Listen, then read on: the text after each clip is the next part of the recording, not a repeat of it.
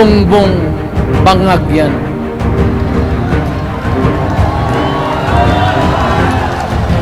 That's why sinasabi ko na sa inyo ngayon, si Bongbong Marcos bangag noon, ngayong presidente na bangag natin ang presidente.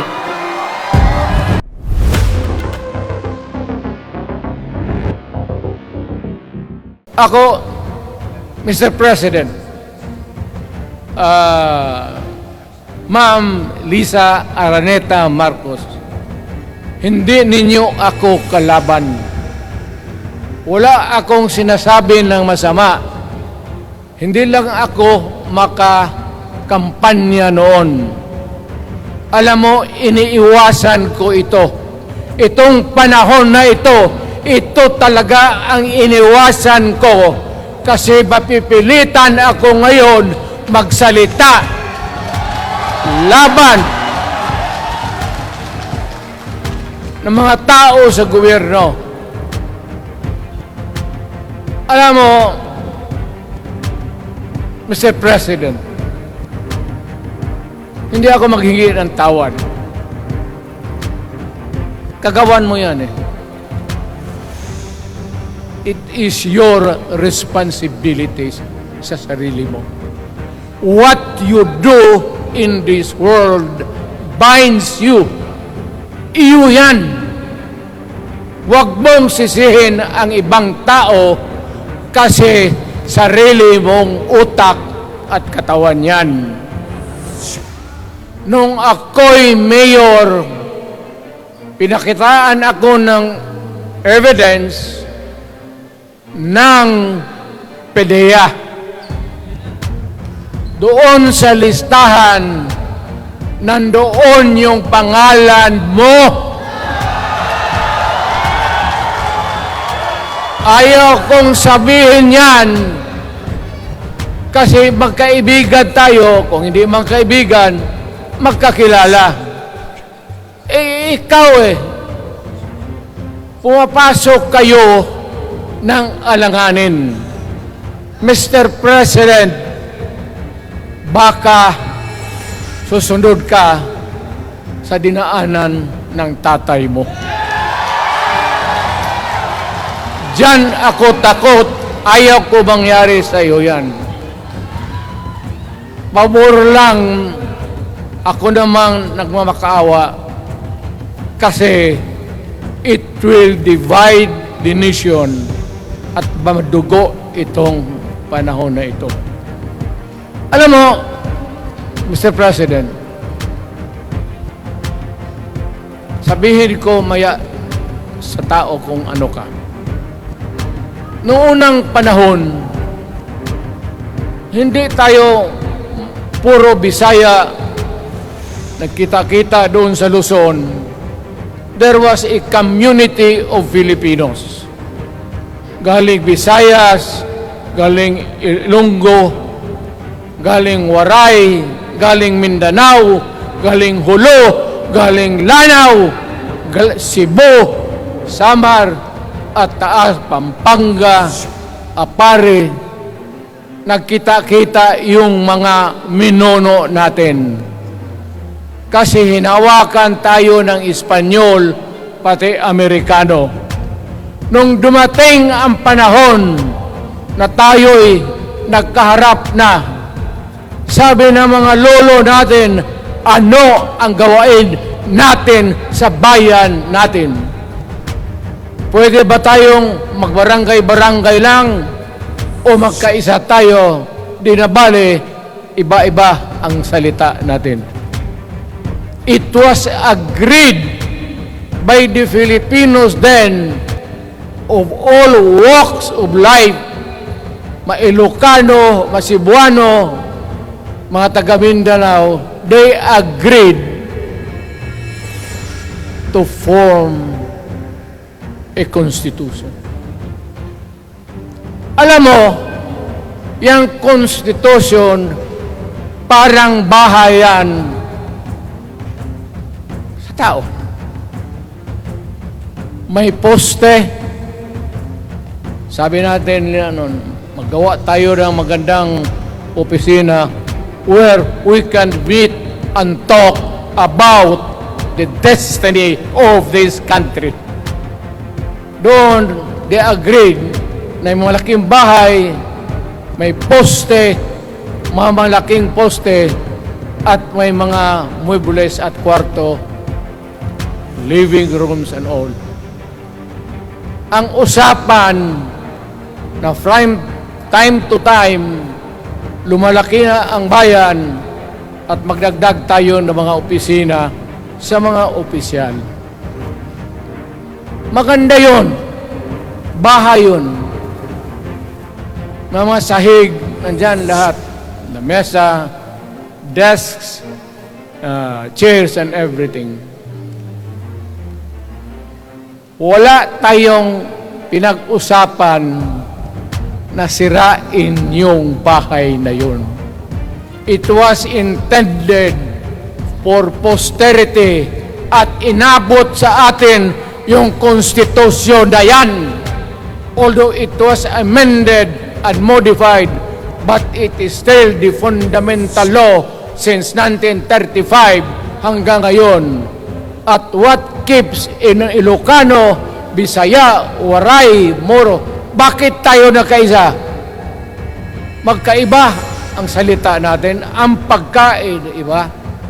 Ugali, iba. Bakit tayo andito ngayon?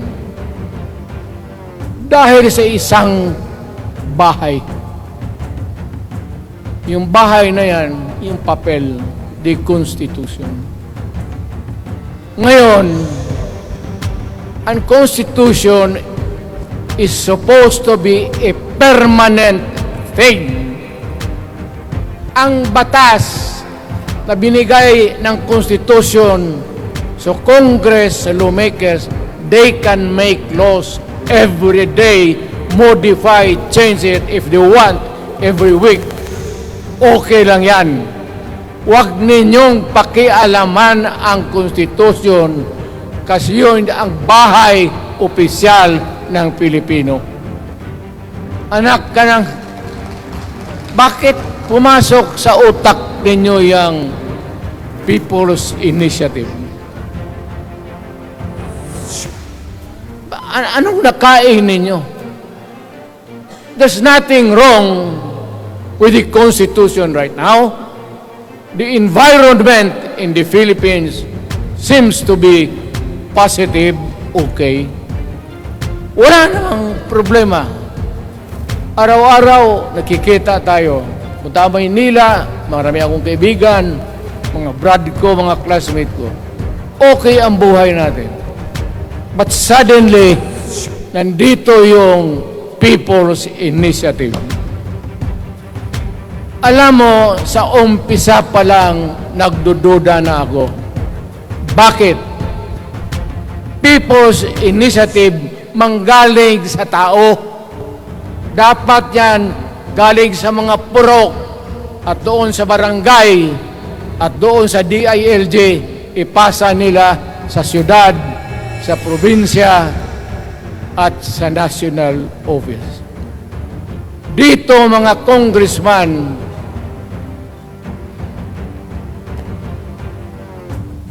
alam ninyo, kung magkaletse-letse yung buhay na ito, sabihin ko sa military, sirahan ninyo yung Congress. Magastos, nagbabayad tayo, nag-usik-usik sa kwarta. Sige pamayad para People's Initiative. So, what is the motivation? Galing ba sa puso ng tao yung pinipirma niya? Hindi yung pirma niya yung petition para ito, kaming nagsipirma dito, pumayag na merong pagkaiba ngayon sa Constitution. Pirma lang, pati pera. Anong klase yung putang ina? Ganon na lang ang tingin ninyo sa Pilipino. Pagka ganon, maghiwalay-hiwalay na tayo. kayong taga Luzon, pumunta na yan kayo sa Mindanao, mag-declare na lang tayo ng independence separate. Bakit binababoy ninyo ang bayan natin? Itong parliament, prime minister lang ang magboto, yung mga assembly who are the congressmen now. Putang ina ninyo, wala akong tiwala sa inyo. Wala kayong prinsipyo, bukang pera kayo lahat. Yan ang totoo. Kaya gusto ko, pag nagka-letse-letse nga, pumasok ang military, palitan ninyo lahat. Arestuhin ninyo kasi nagsasayang ng pera at yung ginagastos nila is a fraud, swindling ang ginawa nila. You must account for the wasted money, for the money that you bought the signature of a Filipino. Bribery.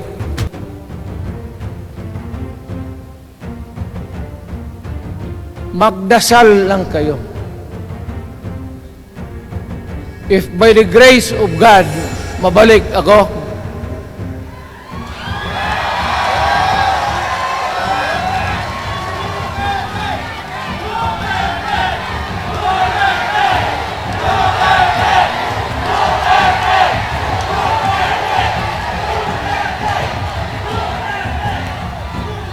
milagro lang naman yan, hindi ba yan totoo?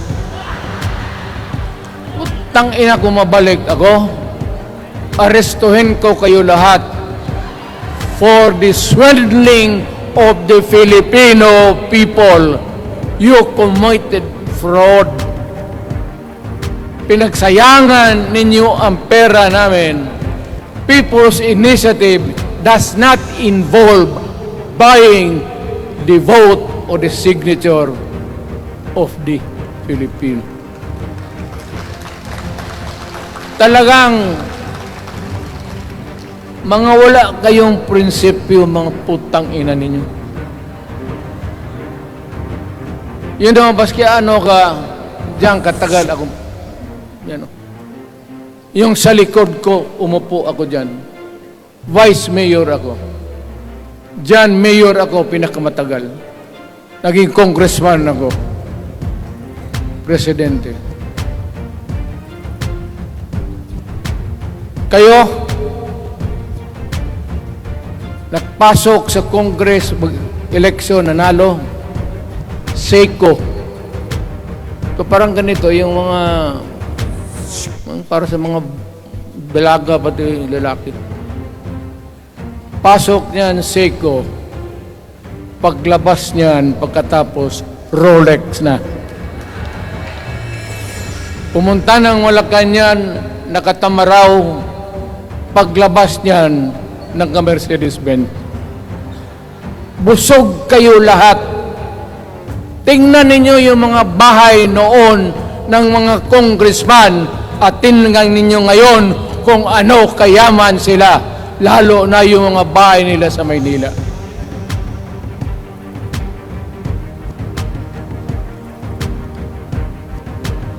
Wala kayong masabi sa akin. Alam mo bakit diretsahan ako magsalita? Ninipahat, wala ako. Paglabas ko sa Malacanang, lipad ako dito. Pumunta ako sa bahay ko para mag-retire. Ayaw ko sanang bumalik. Ayaw ko na. Matanda na ako. Putang ina, napapandol lang ako dyan eh. Kaya lang, marami akong magandang naisip kanina papunta dito. Kaya yung sumasayaw lang kasi yung mga ale. Nabakante tuloy, nakalimutan ko kung ano ko nang sabi.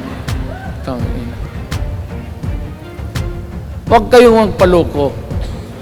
Alam mo, Parliament, ang ambisyon niyan, karamihan, galing kay Lisa Marcos at kay Romualdez. Bongbong bangag yan.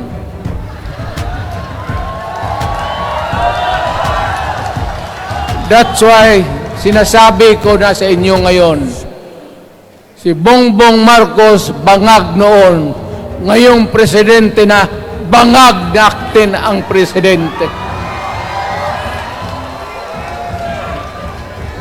Kayong mga military, alam ninyo yan. Lalo na yung nasa Malacanang. Alam ninyo,